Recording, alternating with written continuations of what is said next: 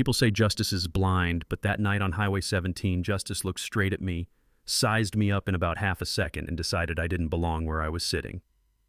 Yeah, that happened.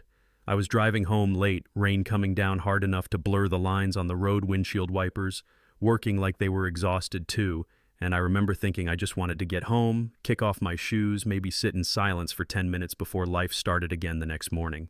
I was doing everything right, speed steady right lane, hands relaxed on the wheel, driving my husband's Mercedes because he'd asked me to pick it up for him after work. Normal night, boring night, until the rearview mirror lit up red and blue like a warning flare straight into my skull, and my stomach dropped in that familiar way people like me know all too well, you know what I mean? That quiet voice that says this could go bad even if you did nothing wrong. I pulled over slow signal on engine off, window down despite the rain, hands on the wheel where anyone could see them. I already knew the script. I'd taught it to my son.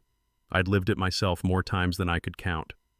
When the officer walked up, he didn't say hello, didn't ask how my night was, didn't even pretend. The flashlight went straight into my face, harsh and blinding, and the first words out of his mouth were license and registration, sharp, impatient, like I'd already annoyed him just by existing. I asked calmly why I'd been pulled over because that's what you're supposed to be allowed to ask, and he snapped back louder like volume could erase the question. I narrated every move slow and clear, reaching for the glove box, then my purse, trying to keep my voice even though my heart was already racing. He took the documents, glanced at them, then back at me, and I watched his expression change, just a little smirk, just enough to tell me this wasn't about traffic anymore. He read my husband's name off the registration and asked if the car was mine. I said it was my husband's, that I was driving it home. He laughed, not friendly laughter, the kind that tells you he thinks he's smarter than you and he's enjoying the moment. He said the vehicle was flagged, just like that. No explanation, no proof, flagged. I told him that couldn't be right, that our address matched, that he could verify it. He didn't even really look. He'd already made up his mind. He radioed it in, called me uncooperative, said possible stolen vehicle, and that word uncooperative hit harder than anything else because it was a lie I knew would follow me, no matter what happened next. I told him again calmly that I was complying, that I was a judge, that my judicial ID was in my wallet and he could check it. And that's when he laughed out loud, full laugh, mocking, like I'd told him a joke. A judge, he said, sure, and I'm the governor. Then the door was yanked open, and suddenly the rain was everywhere and his hand was on my arm, rough, pulling me out onto the shoulder.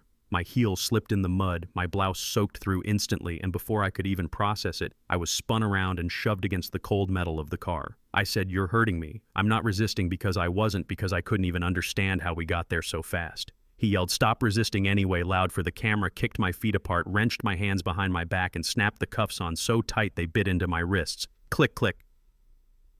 I can still hear that sound if I think about it too long. I begged him to check my wallet, to call the precinct captain to please just verify who I was. He leaned in close and told me he wasn't calling anyone for a car thief. He searched me like he was looking for a weapon, hands lingering just long enough to make my skin crawl, then grabbed my purse, pulled out my wallet, and tossed it onto the hood of the car without opening it. Evidence, he said, like that word could cover everything he was doing.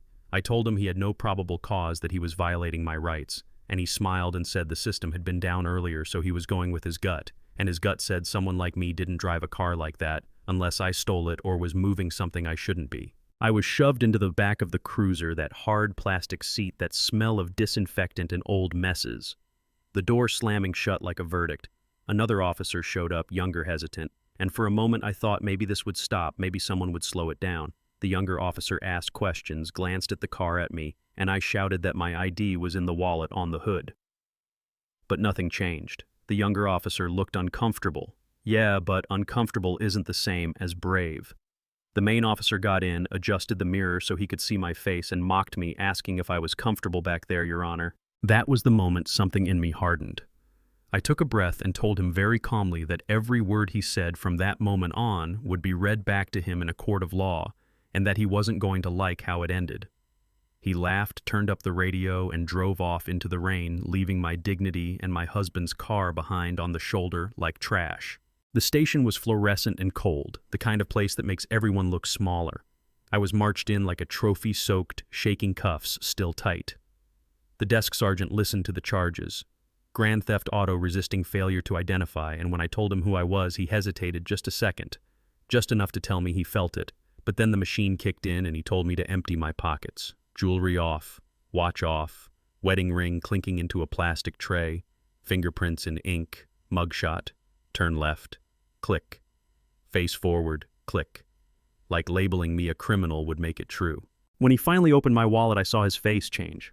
Not dramatically, just that quiet, oh no kind of change. My badge, my ID, the truth, sitting there in black and gold. He looked at the officer who was busy on his phone, probably bragging, and then he closed the wallet and slid it into an evidence bag instead of stopping everything right there. That's the part people don't like to talk about. Not just the bad cop, but the ones who see it and decide it's safer to look away. I was processed anyway, led to a holding cell, concrete and cold, 2 other women inside living their own worst nights. I asked for a phone call. I was told the phones were down. I said this was illegal. The officer just smiled and walked away whistling. And that's when it hit me. Not the anger,